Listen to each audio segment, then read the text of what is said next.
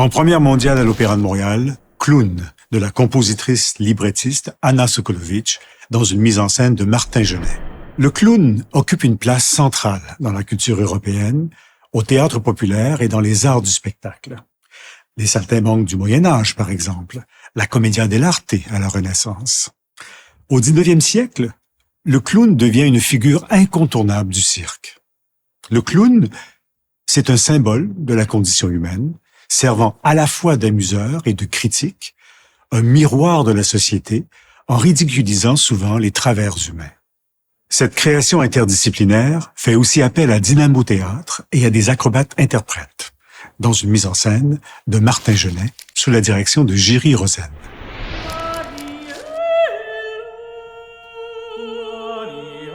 Je suis Anna Sokolovitch, librettiste et compositrice de l'opéra Clown.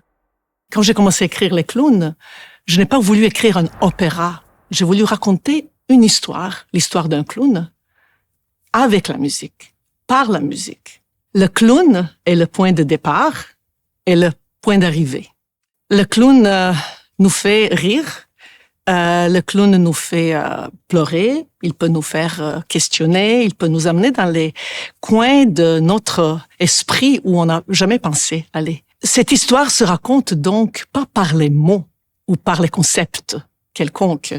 L'histoire se raconte par la physicalité crue de la musique.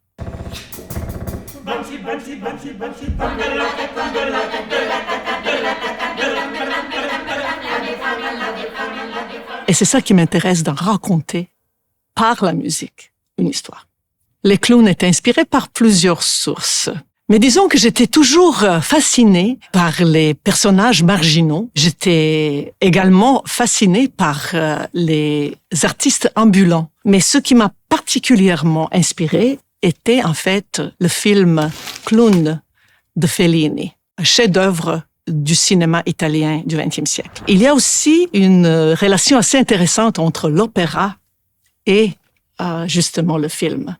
Les deux arts utilisent le maximum de connaissances artistiques et technologiques de leur temps. Le premier était opéra. Le cinéma, qui est arrivé au début du XXe siècle, a en quelque sorte volé la vedette à l'opéra. Alors c'est un peu maintenant à mon tour de voler des manières cinématographiques clownesques pour les remettre en scène dans une Favola musica. Par exemple, on peut avoir les burlesques de Keaton ou tragicomiques conditions de Chaplin, ou on peut avoir justement les personnages marginaux de Fellini ou l'obsession technologique de Tati. Toutes les sections ont différentes couleurs, différentes structures, différentes durées, différentes atmosphères, différentes textures. Chaque section est aussi accompagnée par différentes formes d'art. Comme j'ai une formation en théâtre et comme pour moi la création n'est pas limitée à une seule forme d'expression, je trouvais ça très naturel de vouloir aller vers Favola musica, vers raconter une histoire sur la scène avec la musique. Selon la dramaturgie et selon les sections sur lesquelles j'ai travaillé, j'ai utilisé les langues. Dans certains cas, j'ai voulu que certains mots soient bien compris, dans certains non, mais c'est justement par le pouvoir de musique que je me suis guidée. Mais tout d'abord, Clown est construit comme une grande fresque baroque par ses changements perpétuels, exubérance et dynamisme des tableaux. Dans les tableaux, j'ai voulu explorer les sensations de la joie, de l'amour, de la peur, de la perte et de la vie.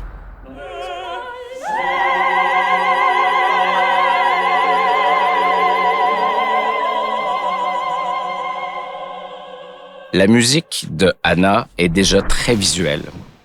C'est une œuvre qui est remplie déjà d'images. Et la chance que j'ai eue, c'est qu'on a travaillé ensemble dès le début. C'est très rare à l'opéra que le metteur en scène travaille avec le compositeur ou la compositrice dès le début de la création. Il n'y a pas de livret qui existe. On n'est pas parti d'une pièce de théâtre, on n'est pas parti d'un roman, on n'a pas adapté un autre livret. On est vraiment entré dans une création pure. Et moi, mon travail maintenant, c'est de prendre cette musique et de les rendre en images. Ça va dans tous les sens. Elle a un univers qui est vraiment chargé de sa culture, je dirais aussi. Et avant même qu'on se rencontre, j'étais déjà, moi, très influencé par sa culture. Et mes spectacles sont déjà très foisonnants. Donc, la rencontre entre les deux est très explosive, ce qui fait un spectacle très explosif aussi. Donc, ça l'a évidemment contaminé toute l'esthétique du spectacle. On sait que le spectacle est séparé par différents tableaux qui représentent le cycle de la vie. La naissance, l'enfance, l'adolescence et tout ça. Et elle avait déjà des images. Elle disait, je vais utiliser le mot monstre, par exemple, en enfance, et je vais utiliser le mot monstre dans plein de langues qui existent, évidemment, sur la planète. Elle avait l'idée de puce. Et si je vous amène là, c'est ce qui est intéressant, c'est que quand on écoute ce petit bout-là, on les entend, ces puces, curieusement. On voit dans sa tête qu'elle a vu le mécanisme des machines qui amènent la puce à entrer et à chanter. Donc, sa musique, elle est finalement très visuelle. Donc, j'ai pu, moi, surfer sur son univers et après ça, transposer de façon scénique son imagerie musicale, je dirais. Travailler avec Anna, c'est probablement une des grandes chances que j'aurais eues dans ma carrière.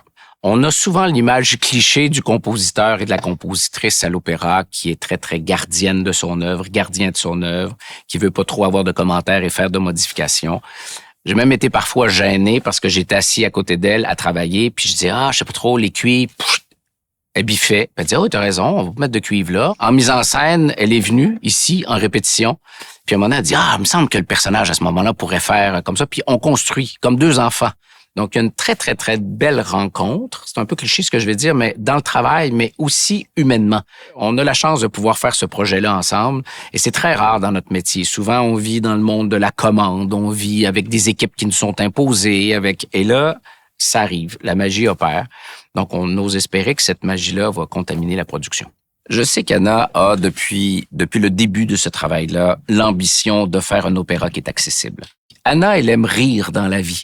Et puis, je pense on a réussi à traduire, si on veut, ce plaisir-là de la vie. Je pense que j'aimerais bien que les spectateurs sortent de ce spectacle en se disant, j'ai vu la musique. De découvrir que l'opéra, ça peut être aussi ça.